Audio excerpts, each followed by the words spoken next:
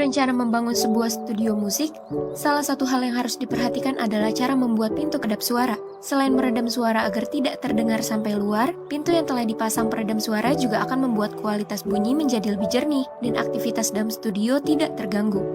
Lalu, berikut ini adalah beberapa hal yang perlu diperhatikan dalam merancang pintu kedap suara. Yang pertama, ada soundproof recording. Pintu bukan hanya berfungsi sebagai akses keluar masuk ruangan. Di studio, penggunaan pintu kedap suara juga berfungsi meredam noise dari luar dalam. Selanjutnya ada soundlock atau airlock. Pada beberapa kondisi, studio akan membutuhkan soundlock atau airlock. Hal ini disebabkan tingginya tingkat kebisingan di luar studio. Selain itu, ada komponen penting dalam merancang pintu studio kedap suara.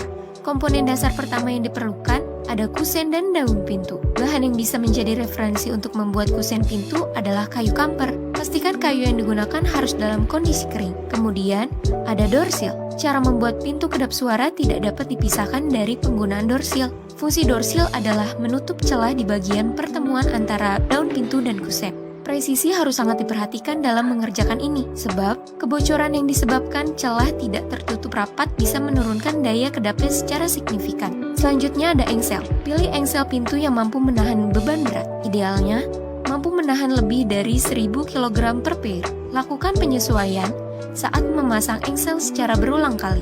Lalu ada door closer. Material ini bersifat opsional, hanya saja pintu kedap suara akan tampak lebih elegan dan menarik dengan mengaplikasikan door closer. Selanjutnya pemilihan rumah dan silinder kunci. Ketebalan pintu berpengaruh pada pemilihan rumah dan silinder kunci. Pasalnya pintu yang terlalu tebal sudah pasti membutuhkan silinder lebih panjang. Yang terakhir ada door pull. Di bagian ini tidak perlu memilih handle yang tampak rumit dan kompleks. Tidak masalah menggunakan handle pintu dengan desain simple namun fungsional. Tahu terus ya posting